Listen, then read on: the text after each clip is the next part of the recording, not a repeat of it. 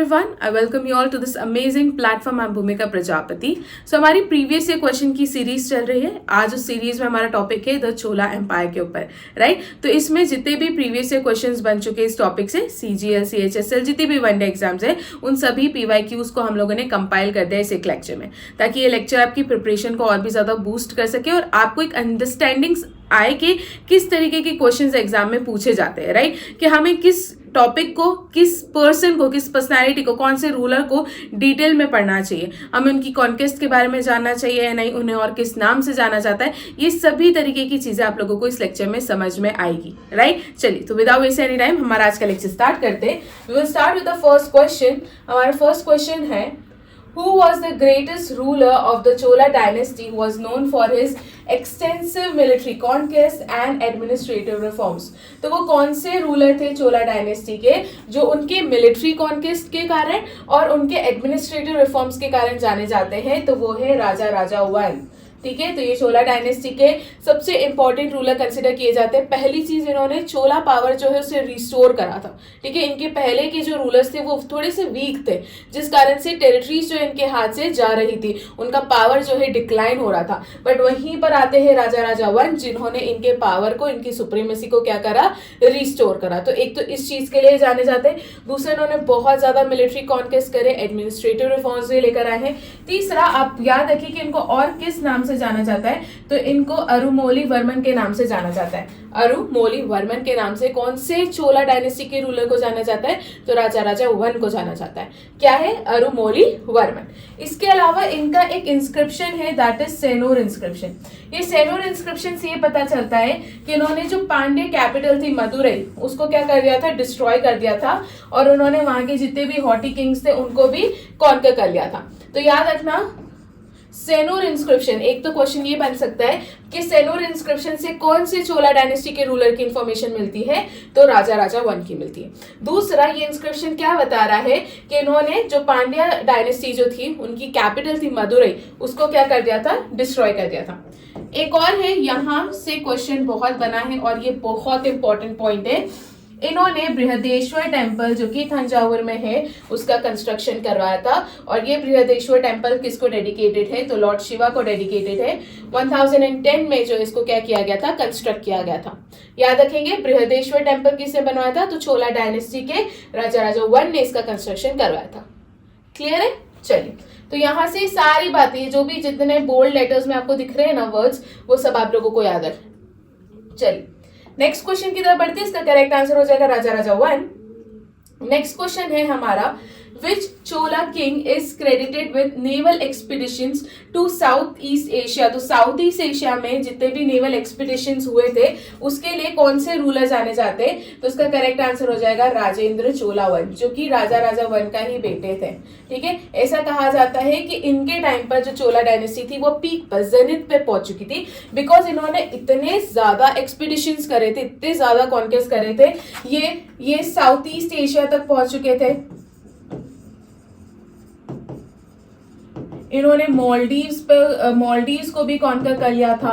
ठीक है, बहुत सारी जो है दूसरी टेरिटरीज थी जो इन्होंने अपने रीन में कॉन्कर कर ली थी और उस पे जीत जो है, फतेह जो है क्या करी थी, हासिल करी थी. राइट, तो राजेंद्र चोला वन इसका करेक्ट आंसर हो जाएगा.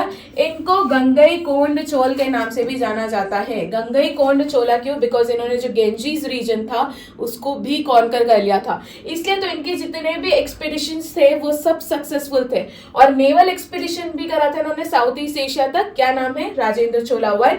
किसके बेटे हैं? राजा राजा वन के बेटे थे. और इनको गंगई कोंड चोला के नाम से भी जाना जाता है. That is the bringer of the Ganges, जिन्होंने गेंजीज को भी क्या कर लिया था, कॉन्कर कर लिया था. वहां तक अपना रूल क्या कर दिया था, इन्होंने एक्सटेंड कर दिया था. ठीक है, ही हैड शिव टेम्पल. और इन्होंने क्या करा था, एक जब इन्होंने ये गेंजीज रीजन को कॉन्कर कर लिया था, तो एक तो इन्होंने ये टाइटल होल्ड करा था, दैट इज गंगई कोंड चोला. और उसके अलावा इन्होंने एक टेम्पल बनवाया था जो कि शिव भगवान को डेडिकेटेड था. उसका नाम था गंगई कोंड चोलेश्वरम टेम्पल. राइट, ये किसने इन्होंने क्यों बनाया था? So that he can commemorate his celebrated northern campaign to the Ganges. Ganges का जो उनका नॉर्दर्न कैंपेन था, उस चीज को सेलिब्रेट करने के लिए उन्होंने गंगा कोंड चोलेश्वरम टेम्पल बनवाया था, जो कि कौन से भगवान को डेडिकेटेड है? तो जो शिव जी को डेडिकेटेड है. क्लियर है यहाँ तक बातें? याद रखना, यहाँ से आपको क्या याद रखना है, तो कौन से चोला किंग जो है नेवल एक्सपीडिशंस के कारण काफी ज्यादा फेमस है। नॉर्मली भी इनके टाइम पर Chola dynasty was on peak, zenith पर थी, उसलिए भी ये काफी ज्यादा फेमस है। इन्होंने टेरिटरी को बहुत ज्यादा एक्सपेंड कर दिया था। ठीक है, तो क्या नाम है? राजेंद्र चोला वन। इनको गंगई कोंड चोला के नाम से भी जाना जाता है। इन्होंने एक टेम्पल बनाया था, गंगा कोंड चोलेश्वरम टेम्पल, जो कि शिव जी को डेडिकेटेड है। ठीक है, चलिए इतनी बातें यहाँ से याद रखना, इंपॉर्टेंट रूलर है, ये भी चीज देख लीजिएगा। नेक्स्ट क्वेश्चन की अगर मैं बात करूं, the Brihadeshwara temple was built during the reign of which Chola ruler. तो मैंने अभी आपको बताया राजा वन ने बृहदेश्वर टेम्पल बनाया था, और बृहदेश्वर टेम्पल कौन से भगवान को डेडिकेटेड है? तो शिव भगवान को डेडिकेटेड है, और ये कहाँ पर है? तो ये तंजावुर में है। ठीक है, इतनी बातें आप याद रखेंगे। ऑल्सो ये जो बृहदेश्वर टेम्पल है ये यूनेस्को की वर्ल्ड हेरिटेज साइट में भी क्या है? इंक्लूडेड है, इस चीज को भी याद रखेगा। ठीक है, ये मास्टरपीस है, और ये किस आर्किटेक्ट के फॉर्म में? तो ये द्रविडियन टेम्पल है, राइट। इतनी बातें क्या क्या याद रखेंगे? ये कहां पर है? तो ये तंजावुर में है। इसको कंस्ट्रक्ट किसने करवाया था? तो इसको कंस्ट्रक्ट राजा वन ने करवाया था। ठीक है, ये यूनेस्को की वर्ल्ड हेरिटेज लिस्ट में शामिल है। उसके अलावा ये कौन से फॉर्म में बना टेम्पल है? तो ये द्रविडियन आर्किटेक्चर स्टाइल में आपको देखने को मिलेगा, राइट। इतनी चीजें आप लोग यहां से याद रखिएगा। चलिए नेक्स्ट क्वेश्चन की तरफ बढ़ते हैं। नेक्स्ट क्वेश्चन है, who among the following Chola dynasty ruler built Choleshwar temple of Narthamalai, that is Pudukkottai जो है, ये टेम्पल किसने बनवाया था? क्वेश्चन ये पूछा गया है। तो ये बनवाया था विजयला चोला ने। ठीक है, ये कौन थे? ये फाउंडर थे चोला डायनेस्टी के। तो ये चीज भी आप लोग याद रखना। इन्होंने कौन सा जो टेम्पल बनवाया था? तो इन्होंने शोलेश्वर टेम्पल का कंस्ट्रक्शन करवाया था। ठीक है, क्या नाम है? विजयाला चोला, जो कि क्या थे? फाउंडर थे चोला डायनेस्टी के। क्लियर है, तो इसका करेक्ट आंसर हो जाएगा विजयाला चोला। चलिए next question, question number 5, which inscription provides details about the military achievements of Rajendra Chola one. तो राजेंद्र चोला वन की जितनी भी मिलिट्री अचीवमेंट्स है उसकी इंफॉर्मेशन हमें किस इंस्क्रिप्शन से मिली है, ये क्वेश्चन पूछा गया है। तो इसका करेक्ट आंसर है option C, that is Thiruvalangadu copper plate inscription. यहाँ से हमें किसकी इंफॉर्मेशन मिल रही? तो जो राजेंद्र चोल वन है हमारे जो राजेंद्र चोला वन है, जो कि हमारे रूलर थे चोला डायनेस्टी के, इनकी जितने भी मिलिट्री अचीवमेंट्स है उसकी इंफॉर्मेशन हमें इस कॉपर प्लेट से मिलती है। ठीक है, ये जो थिरुवलंगाडु कॉपर प्लेट्स है ये क्या डिस्क्राइब कर रहा है? तो ये जितने भी कॉन्क्वेस्ट और अचीवमेंट्स है राजेंद्र चोला वन की, वो सारी चीजें यहाँ पर देखने को मिलती है। प्लस इनके जो कैंपेन्स थे गैंजीज रीजन में और साउथ ईस्ट एशिया में जो नेवल एक्सपीडिशंस करे थे, वो सारी डिटेल्स हमको इस कॉपर प्लेट से देखने को मिलती है। क्या नाम है? तो थिरुवलंगाडु कॉपर प्लेट। ठीक है, चल नेक्स्ट क्वेश्चन देख लेते हैं। What was the Tamil name for the village assemblies during the Chola period. तो चोला पीरियड में जो विलेज असेंबलीज होती थी उसका तमिल नेम क्या है? तो उसे उर कहा गया है। ठीक है, उसको क्या कहा गया है? उर कहा गया है। इंपॉर्टेंट क्वेश्चन है, याद रखना। तो उर बेसिकली एक तमिल टर्म है जो कि विलेजेस के लिए, विलेज की जो असेंबलीज होती है उसके लिए यूज किया गया है चोला पीरियड में। ठीक है, उर और सभा आपको दोनों ही वर्ड का मेंशन देखने को मिलेगा। सभा भी असेंबलीज है, बट सभा जो ब्राह्मण विलेजेस है उनकी असेंबली को कहा गया है। तो अगर मैं उर की बात करूं तो उर क्या है? हमारी विलेज असेंबलीज है। ठीक है, सभा भी हमारी असेंबलीज को ही कहा गया है तमिल में, ये भी असेंबलीज को ही कहा गया है। बट ये कैसी असेंबलीज है? तो ये ब्राह्मण विलेज की असेंबलीज है, ब्राह्मण विलेज की असेंबलीज है, जिनको क्या कहा गया है? जिसको सभा कहा गया है। तो इतनी बातें आप लोग याद रखेंगे। चलिए बढ़ते हैं नेक्स्ट क्वेश्चन की तरफ। करेक्ट आंसर हो जाएगा उर।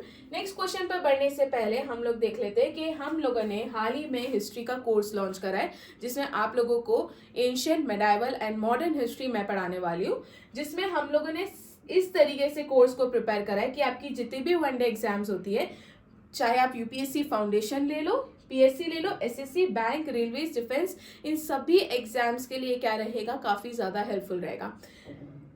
इस लेक्चर को परचेस करने से पहले आप लोग पहली चीज तो पूजा जैन क्लासेस जो है इसको प्ले स्टोर से इस ऐप को डाउनलोड कर लीजिए, और वहां पर हम लोगों ने एक डेमो लेक्चर अटैच कर रखा है। मेक श्योर आप उस डेमो लेक्चर को देखिए और उस बेसिस पर अपना जजमेंट बनाए कि आपको ये खरीदना चाहिए नहीं। कि अगर आपको एक्सप्लेनेशन, मेरा लेक्चर, मेरा पढ़ाने का तरीका अच्छा लगता है, so you can purchase that, right. चलिए इसके बाद यहाँ पर देख लीजिए अक्टूबर मंथ की जो हमारी मंथली मैगजीन है वो भी आ चुकी है, आप इसे भी परचेस कर सकते हैं। इसमें आपको डिटेल कवरेज देखने को मिलेगा सभी एग्जाम्स का, स्टैटिक की जीके पॉइंट्स भी इंक्लूडेड है, सारी days, themes, appointments, national, international, state news, scheme, सारी चीजें आपको यहाँ पर एक जगह कंपाइल देखने को मिलेगी। नेक्स्ट है हमारा एसएससी जनरल अवेयरनेस की पीवाईक्यू ई बुक है, सिर्फ 69 रुपीज की है। आप पूजा जैन क्लासेस ऐप को डाउनलोड कीजिए फ्रॉम प्ले स्टोर और वहां से ये सिर्फ 69 रुपीज का आप इसे परचेस कर सकते हैं, राइट। सो ये चीज भी देख लेना। यहाँ पर आपको history, polity, geography, economics, science, static, GK, computer,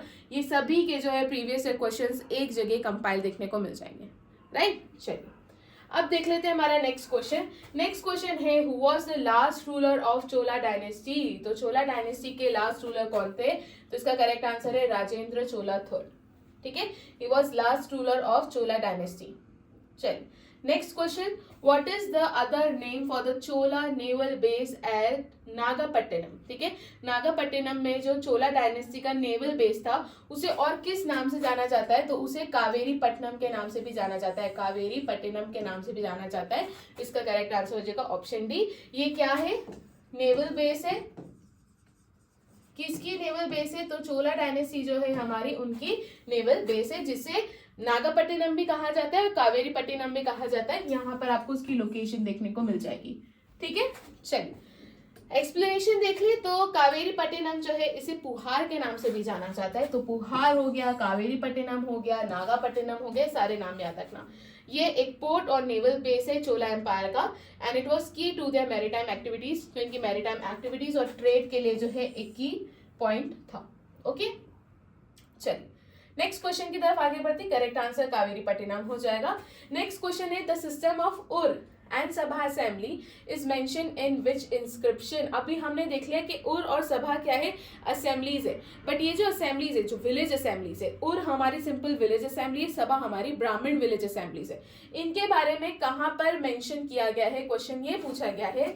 तो इसका करेक्ट आंसर हो जाएगा ऑप्शन ए, उत्तरा मेरुर इंस्क्रिप्शन जो है यहाँ पर आपको उर और सभा असेंबलीज के बारे में देखने को मिलेगा। क्या करेक्ट आंसर हो जाएगा? उत्तरा मेरुर इंस्क्रिप्शन। उत्तरा मेरुर इंस्क्रिप्शन की अगर मैं बात करूं तो ये डिटेल इंफॉर्मेशन प्रोवाइड करेगी कि किस तरीके से उर और सभा की फंक्शनिंग काम करती थी, असेंबलीज थी, ये किस तरीके से काम करती थी वो बताया गया। बेसिकली यहाँ पर जो भी विलेज के सेल्फ गवर्नेंस है उसकी इंफॉर्मेशन हमको देखने को मिलती है। स्पेशली इसमें बताया गया कि किस तरीके से विलेजेस को 30 वार्ड्स में डिवाइड किया जाता था। फिर 30 वार्ड से एक एक इंडिविजुअल आता था, वो इंडिविजुअल मिलकर विलेज के चीफ को इलेक्ट करता था, राइट। तो विलेज असेंबलीज किस तरीके से काम करती थी, ये लोग सेल्फ गवर्नेंस के लिए किस तरीके से काम कर रहे हैं, वो सारी इंफॉर्मेशन हमको उत्तरा मेरुर इंस्क्रिप्शन से मिलती है, राइट। तो इस चीज को याद रखना, इंपॉर्टेंट क्वेश्चन है एग्जाम पॉइंट ऑफ व्यू से।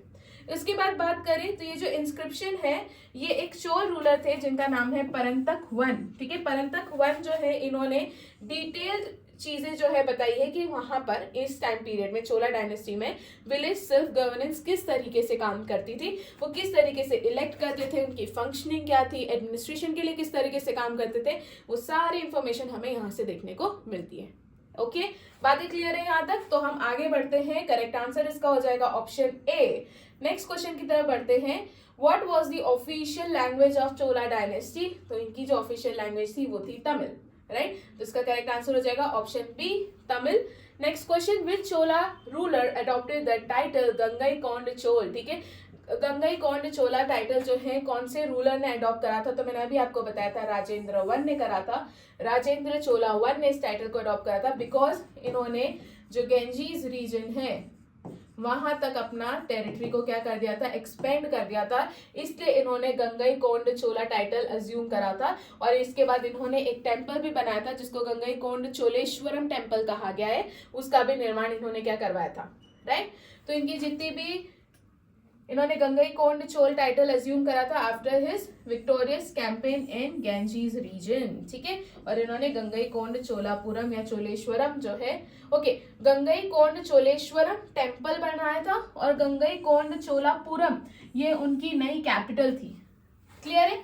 तो देखो गैंजीज रीजन को कॉन्कर करने के बाद इन्होंने ये टाइटल होल्ड करा गंगईकोंड चोल, ठीक है। फिर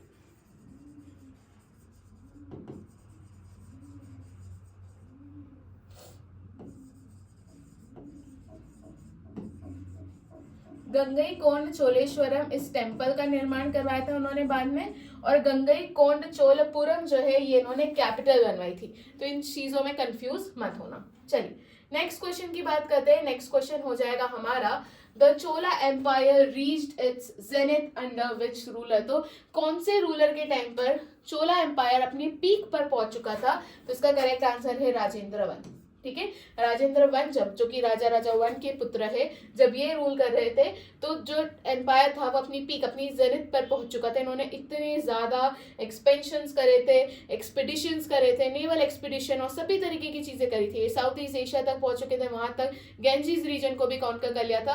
तो इन्होंने बहुत सारे सक्सेसफुल एक्सपीडिशन करे थे, टेरिटरी का ह्यूज लेवल पर एक्सपेंशन हुआ है, और इन्हीं के टाइम पर जो हमारा चोला एम्पायर है वो पीक पर पहुंच चुका था। Chola Empire reached its zenith during Rajendra One's reign, marked by extensive military conquest, naval conquest, and आपको यहीं पर cultural advancements भी देखने को मिलेगा। ठीक है, अपार्ट फ्रॉम गंगाई कोंड चोला, इसके अलावा इनको मुमुदी चोला के नाम से भी जाना जाता है। तो इनको गंगाई कोंड चोला तो कहा ही जाता है, इसके अलावा इनको मुमुदी चोला के नाम से भी जाना जाता है। तो ये चीज भी याद रखना इंपॉर्टेंट है। ठीक है, signifying his rule over Chola, Chera and Pandya kingdoms. Basically 3 crowns इनके पास एक साथ थे, इस कारण से इनको मुमुदी चोला के नाम से जाना जाता है, बिकॉज ये चोला, चेरा और पांड्या किंगडम्स इन सभी के ऊपर रूल कर रहे थे। His conquest and achievements are recorded in inscriptions like Thiruvalluvar copper plate inscription. ठीक है, थिरुवल्लुवर कॉपर प्लेट इंस्क्रिप्शन जो है यहाँ पर भी इनके बारे में मेंशन किया गया है। हम लोग अभी स्टार्टिंग वाले जो क्वेश्चन है उसमें इस चीज को देख चुके हैं। चलिए, तो इसका करेक्ट आंसर क्या हो जाएगा? Option C, Rajendra one. Next question, the famous bronze statues of Nataraja were created during which dynasty. तो इसका करेक्ट आंसर है चोला डायनेस्टी में हमको ये देखने को मिला है। इसका करेक्ट आंसर हो जाएगा option B, Chola dynasty. Next question, which Chola king sent an embassy to the court of Chinese Song dynasty. तो चाइनीज डायनेस्टी थी जिसका नाम है सोंग डायनेस्टी। यहाँ पर कौन से चोला किंग ने अपना जो है कौन से चोला किंग ने अपनी एम्बेसी भेजी थी उनके कोर्ट में, क्वेश्चन ये पूछा गया है। तो इसका correct answer option C, Kulottunga one जो है, कुलोतुंगा वन ने अपनी एम्बेसी भेजी थी to the court of Chinese Song dynasty. तो इस चीज को भी याद रखना। तो कुलोतुंगा वन उन्होंने भेजी थी सोंग डायनेस्टी चाइना में। क्यों भेजी थी? ताकि ये अपने ट्रेड और जो डिप्लोमेटिक रिलेशंस है with south east Asia and east Asia के साथ क्या कर सके, स्ट्रॉन्ग कर सके, स्ट्रेंथन कर सके, इसलिए उन्होंने अपनी एम्बेसी भेजी थी। ठीक है, नेक्स्ट क्वेश्चन हो जाएगा हमारा, What was the main purpose of constructing water reservoirs during the Chola period? तो देखो, वाटर रिजर्वायर्स को कंस्ट्रक्ट करने का नॉर्मली भी सबसे बड़ा कारण होता है एग्रीकल्चर में इरिगेशन को कर सके उसलिए, राइट। तो इसका करेक्ट आंसर क्या हो जाएगा? Option C, irrigation for agriculture. Clear? चलिए, next question, the Cholas constructed several water reservoirs. उन्होंने बहुत सारे वाटर रिजर्वायर्स, टैंक्स कंस्ट्रक्ट करे थे ताकि ये एग्रेरियन इकोनॉमी को क्या कर सके, सपोर्ट कर सके। Examples include the Kaveri river system, जैसे कि कावेरी रिवर सिस्टम आपको देखने को मिलेगा, और यहीं पर ग्रैंड एनीकट जिसको हम कालानाई भी कहते हैं, इसको इस्टेब्लिश किया गया था ताकि इफेक्टिव इरिगेशन हो सके उसलिए। क्लियर है? चलिए, नेक्स्ट क्वेश्चन की तरफ बढ़ते हैं। The grand construction of Madurai are attributed to which Chola king. तो कौन से चोला किंग को जो है मदुरई में जो ग्रैंड कंस्ट्रक्शन हुआ था उसके लिए जो है जाना जाता है? तो वो है इसका करेक्ट आंसर हो जाएगा नन ऑफ द अबव। ठीक है, मदुरई में जो चीजों का कंस्ट्रक्शन हुआ था उसके लिए जाने जाते हैं परंतक वन। ठीक है, परंतक वन जो कि चोला रूलर थे वो इस चीज के लिए जाने जाते हैं। सो जो परंतक वन चोला किंग है, he is credited with the grand construction of Madurai. तो मदुरई के कंस्ट्रक्शन के लिए कौन से चोला रूलर जाने जाते हैं? तो परंतक वन। इन्होंने मदुरई को कॉन्कर करा था। परंतक वन ही captured Pandyan capital of Madurai 915 में, और फिर उन्होंने मदुरई कोंड जो है इस टाइटल को क्या करा था, अज्यूम करा था, जिसका मतलब भी होता है कैप्चर ऑफ मदुरई। तो आप लोग क्या रखेंगे? परंतक वन, इन्होंने मदुरई का कंस्ट्रक्शन करवाया था। इन्होंने मदुरई कैपिटल जो कि पांड्यन डायनेस्टी की थी उनसे क्या कर ली थी, कैप्चर कर ली थी, और फिर इन्होंने एक टाइटल लिया था मदुरई कोंड। ठीक है, ये चीज याद रखना। चलिए, नेक्स्ट क्वेश्चन की तरफ बढ़ते हैं। इसका करेक्ट आंसर ना राजा वन है। इसका करेक्ट आंसर हाँ, इसका correct answer none of the above है, तो उसको थोड़ा करेक्ट कर लीजिएगा, ठीक है। ऑप्शन सी नहीं है, ऑप्शन डी है।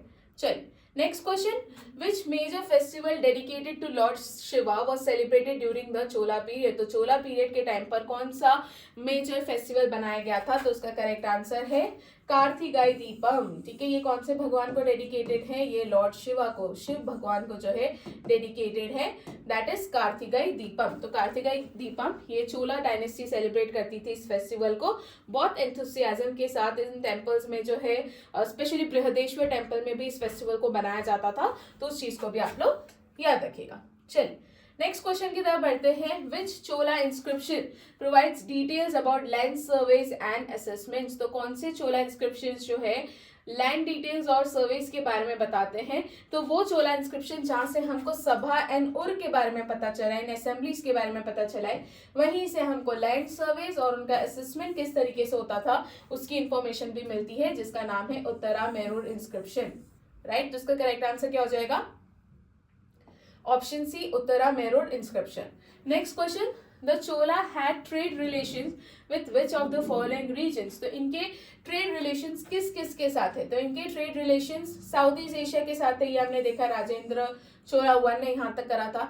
चाइना में भी हमने देखा इन्होंने अपनी एम्बेसी भेजी थी ताकि अपने ट्रेड रिलेशंस को स्ट्रॉन्ग कर सके, और अरब तक भी थे, तो इसका करेक्ट आंसर हो जाएगा option D all of the above. Clear है, तो करेक्ट आंसर क्या हो जाएगा, option D all of the above. Next question, the temples of the Chola period were predominantly dedicated to which deity? अभी तक हम देख चुके हैं यहाँ पर जितने भी टेम्पल्स बने हैं वो मेनली जो है शिव भगवान को डेडिकेटेड थे। तो जितने भी मोस्ट ऑफ चोला टेम्पल्स जो है जैसे कि बृहदेश्वर टेम्पल ले लो, ये भी किसको था, तो भगवान शिव को डेडिकेटेड था। तो मेनली जितने भी टेम्पल्स का कंस्ट्रक्शन हुआ है इनके टाइम पीरियड में वो शिव जी को डेडिकेटेड है, याद रखना, राइट। नेक्स्ट क्वेश्चन देख लेते हैं, which Chola ruler is known for the administrative division of the empire into mandalams. तो वो कौन से रूलर थे जिन्होंने एडमिनिस्ट्रेटिव डिवीजन करा था अपने एम्पायर का मंडलम्स में, तो इसका करेक्ट आंसर है राजा राजा 1, ठीक है। राजा राजा 1 ने क्या करा था, एडमिनिस्ट्रेटिव डिवीजन करा था अपने एम्पायर का इनटू मंडलम्स, ठीक है। उन्होंने मंडलम्स में अपने एम्पायर को क्या करा था, डिवाइड करा था, ताकि एडमिनिस्ट्रेशन के पॉइंट ऑफ व्यू से चीजें क्या हो जाए, थोड़ी स्मूथ और इजी हो जाए।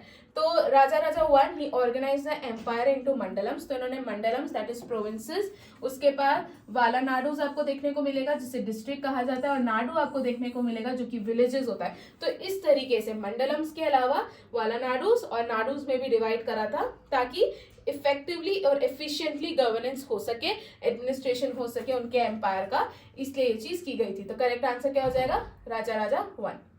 चलिए देखते हैं हमारा नेक्स्ट क्वेश्चन। तो हमारा नेक्स्ट क्वेश्चन है, what was the vellan vagai land under the Chola administration.